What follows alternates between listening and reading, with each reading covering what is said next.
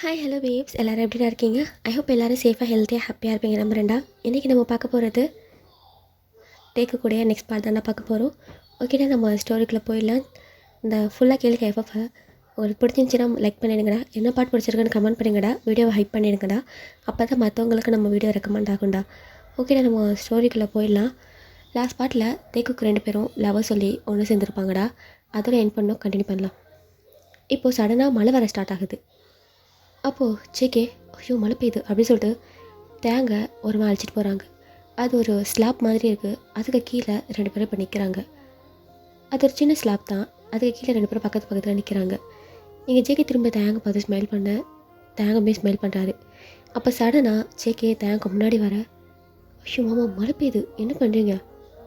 அப்போது ஜேகே தேங்காய் பார்த்துட்டே இருக்க ஐயோ மாமா அப்படின்னு சொல்லிட்டு தேங்காய் ஜேக்கோட ஹிப்பை பிடிச்சிக்கிட்டே இழுக்கிறாங்க. அதாவது அவர் நலையிறாரு அப்படிங்கிற மாதிரி கிட்டே இழுக்கிறாங்க. 2 பேர் பாடியுமே டச் ஆகுது.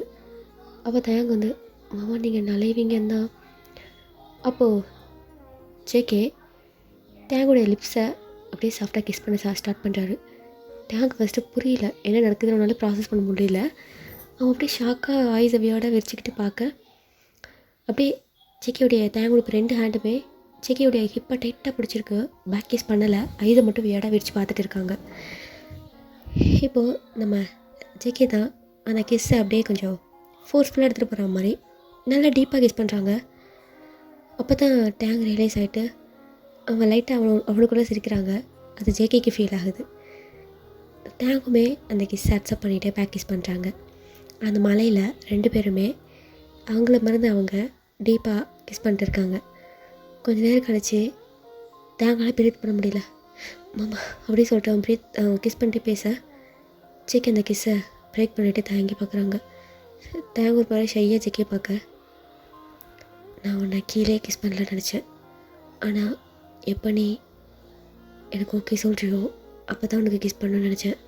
ஃபைனலி ஓகே சொல்லிட்டேன் அப்படின்ட்டு அகெயின் கிஸ் பண்ண போக ஷூ மாமா அப்படி சொல்லிட்டு தேங்க தள்ளி விட்டுட்டு வெளியில் ஓடி வந்துடுறாரு.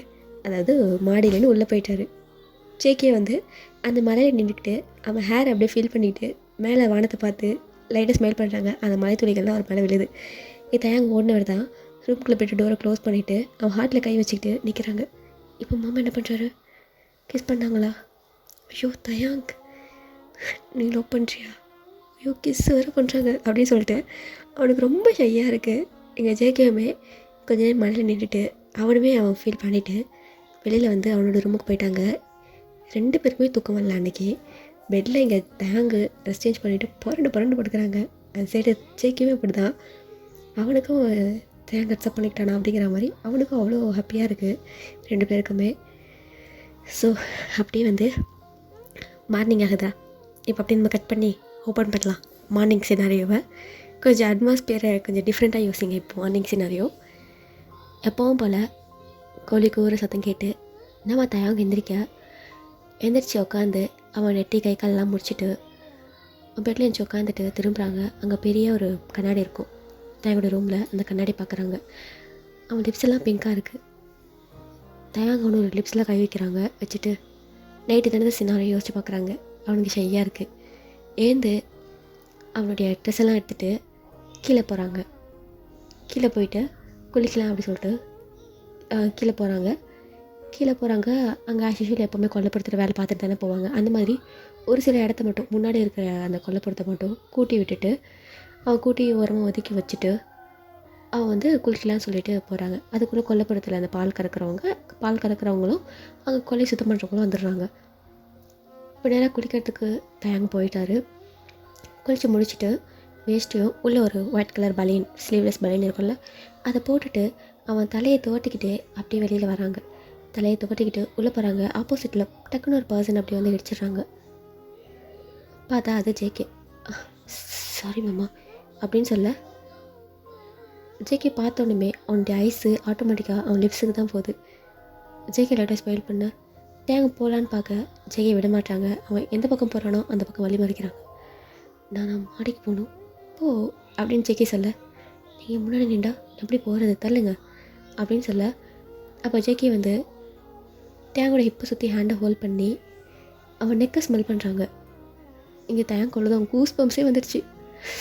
மாமா என்ன பண்ணுறீங்க, யாராச்சும் பாத்திர போகிறாங்க மாமா, தள்ளுங்க அப்படின்னு சொல்ல, தயாங் நீ என்ன சோப்பு யூஸ் பண்ணுற, செம்ம ஸ்மெல்லாக இருக்குடா அப்படின்ட்டு அவன் நோஸை வச்சு அவன் நெக்கில் அப்படியே ஒரு மாதிரி பண்ணேன்.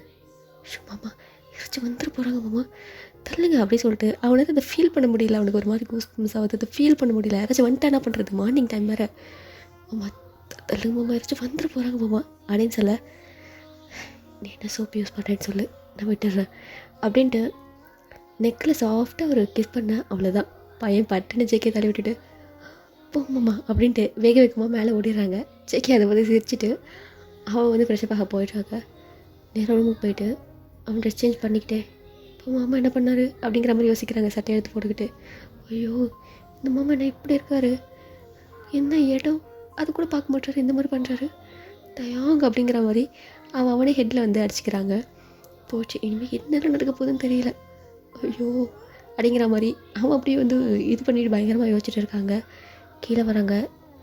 அங்கே தயாங்குடைய அம்மா தான். தயாங் டீ இருங்கம்மா நான் கோலம் போட்டு வந்துடுறேன். சரி தயாங். இப்போ தயாங்குமே வந்து வெளியில் கோலம் போடுறான்னு போயிடுறாங்க. இப்போ கல்யாணம் பண்ணி மறுநாள் அந்த ஒய்ஃப் கோலம் போடும்போது ஹஸ்பண்ட் எப்படி உட்காந்து பார்ப்பாங்க, இப்போ அந்த சினாரியில் தான் நடக்க போகுது. தயாங் அப்படியே கோலம் போட்டுட்டு இருக்காரு. சீக்கிரம் ஃப்ரெஷ்ஷப் ஆகிட்டு வந்து வெளியில் உட்காந்துக்கிட்டு அந்த திணியில் உட்காந்துக்கிட்டு தேங்கையே பார்த்துட்டே இருக்காங்க, கன்னத்தில் கை வச்சுக்கிட்டு. தேக்கத்தை டிஸ்டர்ப் ஆகுது. மாமா என்ன பண்ணுறீங்க, ஒழுங்காக உள்ளே போயிடுங்க, நீ கோலம் போடு, நான் டிஸ்டர்ப் பண்ணுறேன்னா என்ன அப்படின்ட்டு அவன் உட்காந்துக்கிட்டு அப்படியே பார்த்துட்டே இருக்க. இங்கே ஜேக்கி தேங்க செய்யாகுது. தேங்க மனசுக்குள்ளே ஏதோ புதுசாக கல்யாணம் ஆகி ஒய்ஃபு கோலம் போடும்போது ஹஸ்பண்ட் பார்க்குற மாதிரி உட்காந்து பார்க்குறாரு. எனக்கு ஒரு ஷையாகுது, கோலம் வேறு வரமாட்டேங்குது அப்படின்ட்டு அவனுக்குள்ளே பேசிக்கிட்டே கோலம் போட ஜேகே அதை பார்த்துட்டு சிரிக்கிறாங்க. ஏன் சிரிக்கிறீங்க, அங்கே பாரு கோலம் தான் போடுற, நீங்கள் இங்கே இருக்கிறதால எனக்கு கோலம் போட வரமாட்டேது, நீங்கள் உள்ளே போங்க மாமா அப்படின்னு சொல்ல, நான் ஒன்றும் டிஸ்டர்ப் பண்ணல, நான் பாட்டுக்கு சைலண்ட்டாக இருக்கேன், நீ பாட்டுக்கு போடு. அவனும் எவ்வளோ கஷ்டப்பட்டு தட்டு மாதிரி அந்த கோலத்தை போட்டு முடிச்சுட்டு அவங்க உள்ளே போகிறாங்க. செக்கையும் பின்னாடியே வராரு. தேங்க உள்ளே போய்ட்டு கோலப்பொடி வச்சுட்டு கிச்சனுக்கு போய் கை கழுவ போகிறாங்க. பின்னாடியே பையன் வரான். மாமா அம்மா இருக்காங்க மாமா, ஏன் இந்த மாதிரி பண்ணுறீங்க, ஏதோ பொண்டாட்டி முந்தானையை பிடிச்சிட்டு பின்னாடி சுற்றுற மாதிரி சுற்றுறீங்க. பொண்டாட்டி முந்தானே இல்லை, புருஷனோட வேஷ்டி அப்படின்னு சொல்லிட்டு காமெடி பண்ணேன். ஐயோ ரொம்ப அறிவு தான், தள்ளுங்க மாமா அப்படி சொல்லிட்டு அவன் வெளியில் போக கரெக்டாக அங்கே அம்மா வந்துட்டு இந்த டீ அப்படின்னு கொடுக்குறாங்க. அதாவது வெளியில் எடுத்துகிட்டு போயிருப்பாங்க. ஸோ தேங்க வந்து நான் கை கட்டிட்டு வரேன்னு சொல்லியிருப்பாங்க. அதனால இந்த டீ அப்படி சொல்லிட்டு கொடுக்க, உனக்கு ஜேகே நீ தான் ஹெல்த் ட்ரிங்க் குடிப்பல்ல, ஹெல்த் ட்ரிங்க் பவுடர் அப்படின்னு சொல்ல, இல்லை தான் நீங்கள் டீயே கொடுங்க அப்படின்னு சொல்ல, குடிக்கப்பல்ல நான் குடிப்பேங்க நீங்கள் கொடுங்க அப்படின்னு சொல்ல, சரின்ட்டு அவங்களுமே கொடுக்குறாங்க. தேங்க ஜேகேமே அதை வாங்கிக்கிறாரு. அந்த கேப்பில் தேங்க வந்து ஓடி போயிட்டு சோஃபாவில் போய் உட்காந்துக்கிறாரு. அங்கே தாத்தா உட்காந்து பேப்பர் படிச்சுட்டு இருக்காங்க. தேங்குடைய அப்பா, செக்குடைய அப்பா, தாத்தா, தேங்குடைய சித்தப்பா, 2 சித்தப்பா இருப்பாங்க, அவங்க 2 அத்தையோடைய ஹஸ்பண்ட். ஸோ அவங்க எல்லாருமே அந்த சோஃபாவில் உட்காந்துருக்காங்க. இப்போது டேரெக்டாக நேர் ஆப்போசிட்டில் செக்கி உட்காந்துருக்காரு. இந்த தாத்தாவுக்கு பக்கத்தில் தேங்க உட்காந்துருக்காரு. அப்போ வந்து தாத்தா கேட்குறாரு, தயாங் சொல்லுங்கள் தாத்தா, இந்த காப்பு கட்டுறதை பற்றி பேசினல்லப்பா, என்னாச்சு அப்படின்னு கேட்க, தாத்தா நம்ம கண்மணி வந்ததுக்கப்புறமா நம்ம காப்பை கட்டிடலாம். சரி எப்போ கண்மணி வரேன்னு சொன்னால் இப்போ ஒரு சவுண்டு கேட்குது. தாத்தா அப்படின்னு சவுண்டு கேட்க ஃபேமிலி மெம்பர்ஸ் எல்லோரும் சவுண்டு கேட்டோன்னே கண்மணி கிட்டே போயிட்டு மாமான்னு சொல்லிட்டு கண்மணி இன்வைட் பண்ணுறாங்க. அவங்க ஹஸ்பண்டே இன்வைட் பண்ணுறாங்க. அவனுடைய ஹஸ்பண்ட் பேர் வந்து ராகுல்ரா. ஸோ அவங்க ராகுலுமே இன்வைட் பண்ணுறாங்க. ஸோ தலை பொங்கலில் ஸோ அதனால் கண்மணி வந்து வந்திருக்காங்க. கண்மணி வந்தோடனே அவங்க எல்லாத்தையும் இன்வைட் பண்ண வாங்க அப்படி சொல்லிட்டு தேங்க போய் சொல்ல, ராகுலுமே வந்து ஸ்மெல் பண்ணுறாங்க. வந்து உட்காருங்க மாப்பிள்ளை அப்படி சொல்லிட்டு எல்லோரும் அவங்க உட்கார வச்சு பேசிகிட்டு இருக்காங்க. ஸோ கொஞ்ச நேரம் பேசலாம் முடிச்சுட்டு, இப்போ தாத்தா அதான் வந்துட்டாங்கல்ல, காப்பு கட்டிடலாமா, காப்பு கட்டிடலாம் தாத்தா அப்படின்னு சொல்ல, அப்போ அவங்க வந்து ஊர் பெரியவங்களாம் வராங்க. கொஞ்சம் பெரிய தலைக்கட்டெல்லாம் இருப்பாங்கல்ல, அவங்க எல்லோரும் வராங்க. அவங்களாம் வந்தோடனே தேங்க வந்து நினச்சிக்கிறாங்க. அவங்களும் வந்தோடனே அவங்களுக்கு வழி கொடுக்குற மாதிரி அவங்களுக்கு உட்கார சொல்லிவிட்டு பெரியவங்க கூட எதிர்ச்சிக்கிறாங்க. தாத்தா உட்காந்துருக்காரு. அங்கே பாட்டி, வீட்டு பெண்கள் எல்லாருமே வந்து நிற்கிறாங்க. அப்போ அந்த ஊர் பெரியவங்க என்ன சொல்கிறாங்க, ஊர் தலைவர் இவங்களாம் என்ன சொல்கிறாங்கனாக்கா, ஊரில் கொஞ்சம் பெரிய ஆளாக இருப்பாங்கள்ல, ஸோ அவங்களாம் என்ன சொல்கிறாங்க அப்படின்னாக்கா, ஐயா அப்படின்ட்டு தேங்கோடைய தாத்தா கூப்பிட, சொல்லுங்கள் ராமமூர்த்தி ஐயா, வருஷம் திருவிழாப்போ உங்களுக்கு தான் நாங்கள் தலப்பா கட்டி எல்லாமே செய்வோம். இந்த வருஷம் அப்போது தாத்தா சொல்கிறாங்க, இந்த வருஷம் என் பேரன் தயாங்க்கு நீங்கள் முதல் மரியாதை கொடுங்க. அவள் தயாங், தாத்தா எனக்கு எதுக்கு, இல்லை தயாங் நீ எவ்வளோ பொறுப்பான பையன்னு எங்கள் எல்லாத்துக்குமே தெரியும். இந்த குடும்பத்தை தாங்கி பிடிக்கிறவனே இப்போ நீயாக தான் இருக்க. அதனால் இதுக்கப்புறம் அடுத்த தலைமுறைக்கு நான் இதை விட்டு கொடுக்குறது தான் நல்லது. இது ஏன் சம்மந்தம் கூட கிடையாது, எல்லார்கிட்டையும் பேசி முடிவு பண்ணது தான். இந்த தடவை முதல் மரியாதை உனக்கு தான். நீ தான் தலப்பாக கட்டி அதை எல்லாத்தையுமே ஏற்றுக்கணும்.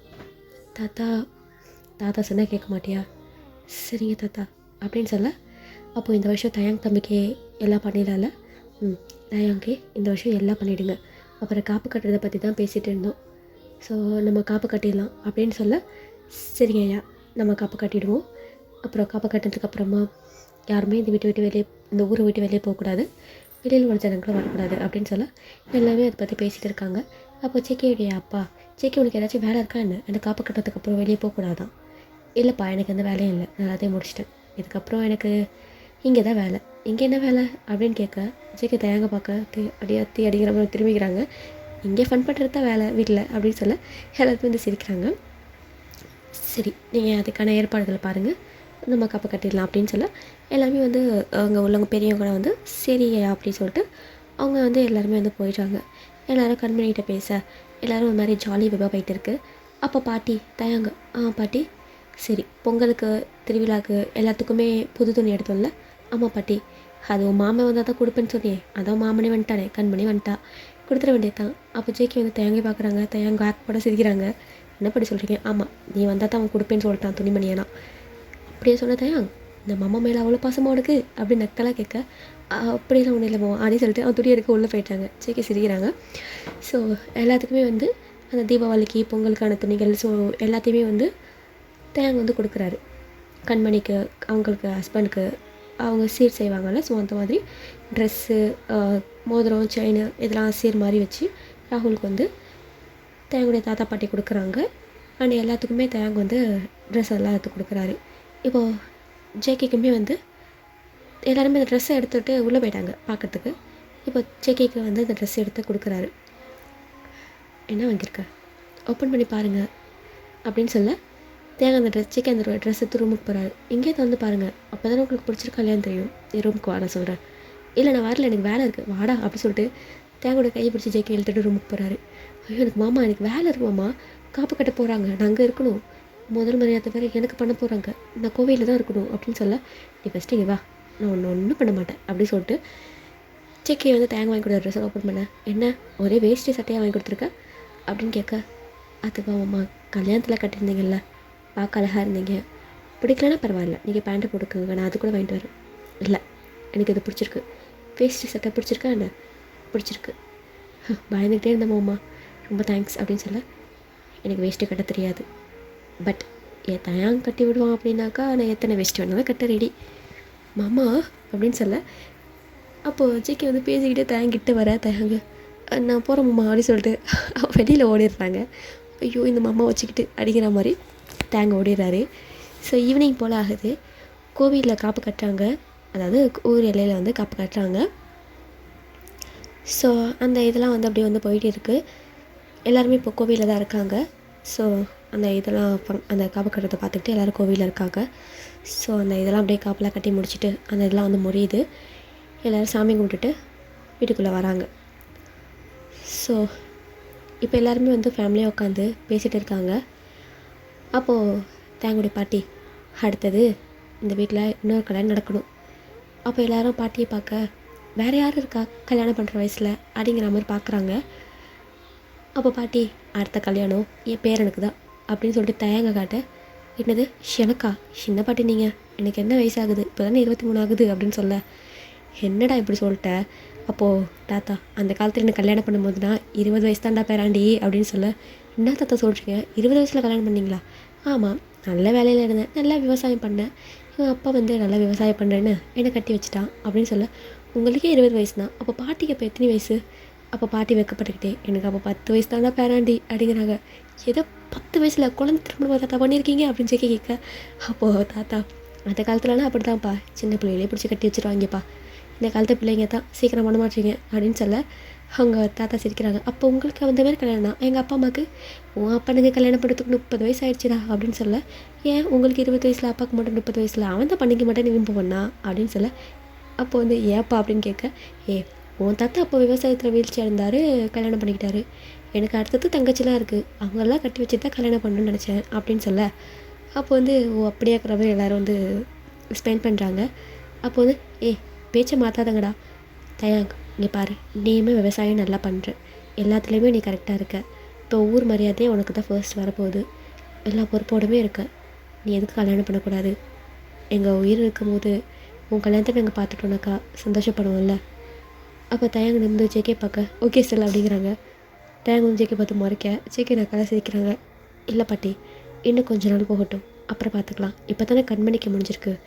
நான் வீட்டில் உள்ள பொண்ணுங்களுக்கெல்லாம் கல்யாணம் பண்ணிவிட்டு அப்போ தாத்தா என்ன டேரெக்டாக 60 கல்யாணம் பண்ண போறியடா பேரண்டி அப்படின்னு கேட்க, இல்லை இல்லை தாத்தா, அது இங்கே பாரு தயாங்க, யார் யாருக்கு எப்பப்போ என்ன நடக்கணுமோ அதெல்லாம் கரெக்டாக நடக்கும். நீயுமே சீக்கிரம் கல்யாணம் பண்ணிக்கோ. இல்லைப்பா, எனக்கு இப்போதைக்கு கல்யாணம் பண்ணுற இது இல்லை, கொஞ்ச நாள் போகட்டும், நான் சொல்கிறேன். எல்லாருமே வந்து சரி அப்படின்னு சொல்லிடுறாங்க. டைம் ஸ்கிப் ஆகுது. இங்கே கொல்லப்புறத்தில் உட்காந்துக்கிட்டு ஏதோ தயங்கி யோசிச்சுட்டே இருக்க. அப்போ ஜெய்கே வந்து தயங்கு பக்கத்தில் வந்துட்டு வை பொண்டாட்டி அப்படின்னு கூட. என்ன பொண்டாட்டியா? நானும் பொண்டாட்டியா என்ன? ஆமாம், நீ ஏன் பொண்டாட்டிட்டான்? நானும் உனக்கு பொண்டாட்டி கிடையாது, நான் ஹஸ்பண்ட், நான் புருஷன் வேணா கொடுங்க, அதெல்லாம் முடியாது, நீ ஏன் பொண்டாட்டி தான் அப்படின்ட்டு ஜெய்கே தயங்கி அடிச்சுட்டே உட்கார. செக்கே மாமா அப்படின்னு சொல்ல, சொல்லு தயாங், என்ன வேணும் அப்படின்னு கிட்ட வர. ஐயோ மாமா, ஃபஸ்ட்டு நான் பேசுறதை கேளுங்க. சரி சொல்லு. பாட்டி பேசினதை கேட்டிங்கல்ல, நான் தான் சொன்னல கல்யாணத்துக்கு ஓகே சொல்லு, பேசி முடிச்சிடலான்ட்டு. ஏன்னா உங்களுக்கு விளையாட்டாக போச்சா? எல்லாத்தையும் விட்டு விளையாட்டியாக எடுத்துக்கிறீங்க. இங்கே பாருங்கள், நீங்களும் பையன் நானும் பையன், எப்படி ஃபேமிலிக்கிட்ட சொல்கிறது?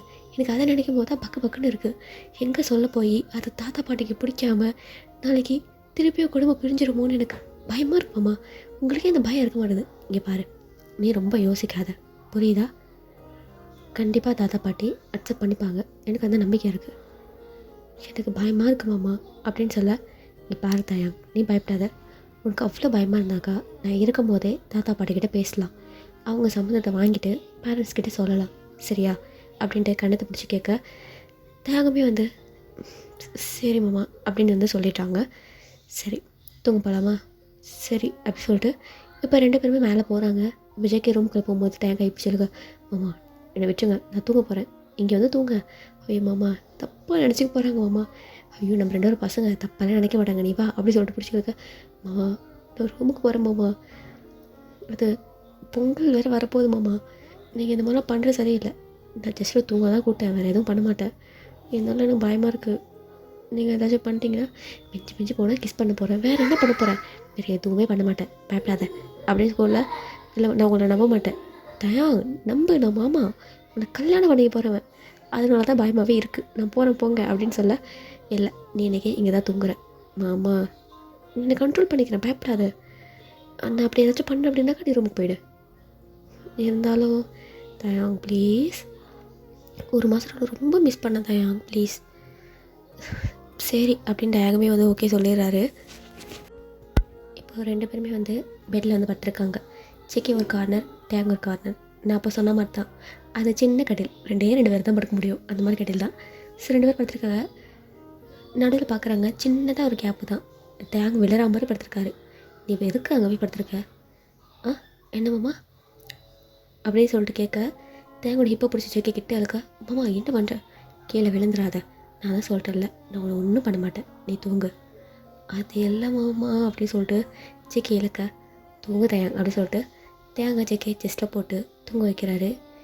தேங்காய் வந்து லைட்டாக ஸ்மைல் பண்ணிவிட்டு செக்கோட செஸ்ட்லேயே படுத்துட்டு அவர் யோசிக்கிறாரு, இது எப்படி பாட்டிட்டு தாத்தாத்தையும் சொல்கிறது? அவங்க என்ன நினைப்பாங்க? எங்கள் 2 பேரையும் ஒதுக்கி வச்சுட்டாங்கன்னா என்ன பண்ணுறது அப்படின்ட்டு தயாங்க யோசிக்கிறாரு. இங்கே ஜேகேக்கும் அதே யோசனை தான். என்ன தான் தயாங்கிட்ட வீராவை பார்த்துக்கலான்னு சொன்னாலுமே அவனுக்கே ஒரு பக்கம் கொஞ்சம் பயமாக இருக்குது. தாத்தா பாட்டிக்கிட்ட சொன்னால் இதை அக்செப்ட் பண்ணிப்பாங்களா? ஏன்னா அவங்க அந்த காலத்து ஆளுங்கள்ல, இதை அக்செப்ட் பண்ணிப்பாங்களா மாட்டாங்களாங்கிறது அவனுக்கு கொஞ்சம் பதட்டமாக இருக்குது. அதனால தான் தேங்க பதட்டப்படுவான்னு தெரிஞ்சு கொஞ்சம் ஒரேடாக இருப்பான்னு தெரிஞ்சு தான் அவங்க கூட படுக்க சொல்லியிருப்பாங்க. ஸோ தேங்க ஒரு பக்கம் யோசிச்சுட்டு இருக்கா, ஜேகே ஒரு பக்கம் யோசிச்சுட்டு இருக்கா. ஸோ அவ்வளோதான், இந்த பாட்டு இதோட என் பண்ணிக்கலாம். நெக்ஸ்ட் பார்ட் நான் சீக்கிரம் போட்டேன். ஓகேவா? Love you all, bye.